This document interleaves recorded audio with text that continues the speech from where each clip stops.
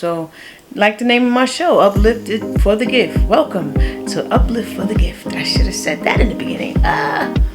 Welcome to Uplift for the Gift. This is your thought poet, Laura Donnell.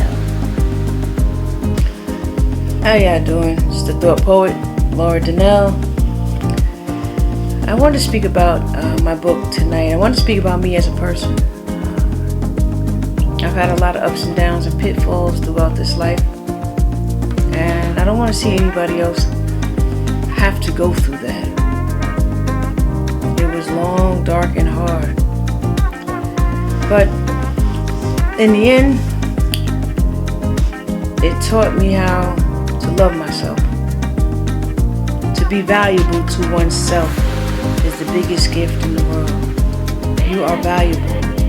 Regardless of what people feel, what people think, you are valuable. Getting to that point was very difficult for me. I spent years in a stagnant position, angry. I've learned to control it, but it's a long process. I want to talk about the book first. I want to thank my sister Yolanda. She was a big part in getting both of my poetry books out. Without her, I probably couldn't have done it. And in this book, my initiative resonates with unchanged aspirations regarding social issues affecting women, the black race, and the misguided perceptions immersed in these ignorances. A lot of times, the black woman is blamed for all the perils of society, when in fact, in many instances, she is the victim. But not all victims are victims, don't get me wrong. In most instances, in this society that we live in America, the black woman is the most victimized that I can think of. We are victimized earning-wise, we are victimized socially, we are victimized financially, and the list continues. So, my goal is to uplift the black woman in this book, Thoughts of a Rising Soul. It took me a long time to get to this point. And now that I'm here, it is my job to not allow someone else to go through the same perils. And my motivation in this book, when I put titles on my poetry, it's so that it grabs the audience, the attention of the people that's reading the book or has been blessed with the ability to have read it. The battle for supremacy. I was just riding down the road one night and the skies, they're just doing their thing. And I said, wait a minute. The skies, it relates to my views. It relates to people's views. So the skies may be gray, may be pink, may be black, may be white, maybe, so as the skies change, just remember that people's views change, so, you might be a Democratic Party this week, but next week you're a Republican, or even better yet, you're independent. You start to think independently, your mind is independent. And that's what happened to me over the course of my life. My life began to take on its own independence. Time for me to step out and be a leader, not a follower. Time for me to make a voice and make my voice be heard. Because for a long time I was like, I don't care about my writing. I'm gonna let it die with me. Because that's where I was, in a dark, dark place. But now I'm not in a dark place. And now my goal is to leave a legacy of positivity.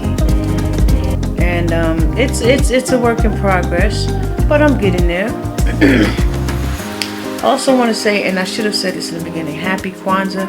I am wearing my African garb for a couple of these shows so that, I can uplift the people, In some instances, I feel like, in some instances in life, I'm larger than life. And I feel like some of our dreams and everything are lost in streams and rivers. You know, you'll see that in my book, Thoughts of a Rising Soul. I'm kind of highlighting what it feels like in this world for me, like what's going on. But I'm also incorporating insights for everyone else that, you know, can't see or don't see, or, you know, haven't been through some of the struggles that I've been through.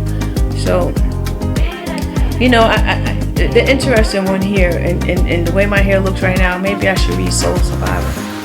My hair is kinky, it may be, but it's sovereign to me. It may be sovereign for a short time, but it's proven uniquely me. When I pull it, it resists me. When I cut it, the style is me. Whether in long state or in short, I am the Black Princess you see. It's been with me for a long time. It has aimed to set me free. But the more society changes, it's not happy because it's nappy. This is not a bad thing, but a good thing, so be happy. Now think about all the good things my hair could possibly bring. I want you to think about that for a moment.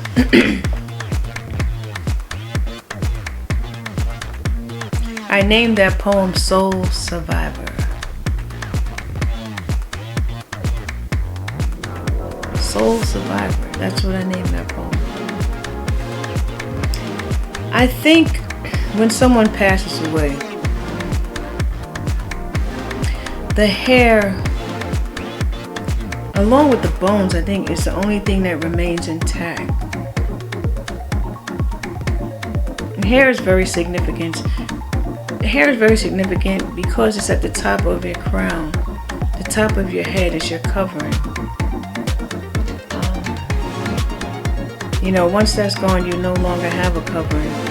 So I think that's important that, you know, the top of your head, your crown, is usually the soul survivor. So that's a poem in my book, Thoughts of a Rising Soul. I wish y'all get the book because, you know what? I feel like my words have power. And it's been a long time. I've been so, you know, I've been through the test of time. You know, I wanted to be a producer in television, just didn't know how to get there. But now I see everyone's doing getting there this way and that way and say, wow, I missed the buck in life. But I really didn't miss the buck because now I got words. I have words that can be put in books. Long overdue. Some of these poems been written so long ago that, you know, I think it's not outdated, but it's still relevant even for today. So get the book, Thoughts of a Rising Soul. This is Laura Donnell, the Thought Poet, and I look forward to hearing from all of you. I look forward to meeting with some of you. Know my story. You know, I'm hoping to get the next book out, which is a book about bullying. I'm also looking to get out another book about pain. So you know what? Y'all get the books. Look for me, Laura Donnell, Thought Poet. 2024, we now moving into 2025. See you soon.